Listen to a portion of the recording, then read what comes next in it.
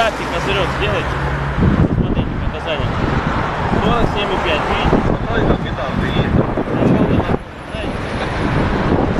Ну, на автомобилях, по-моему, 70.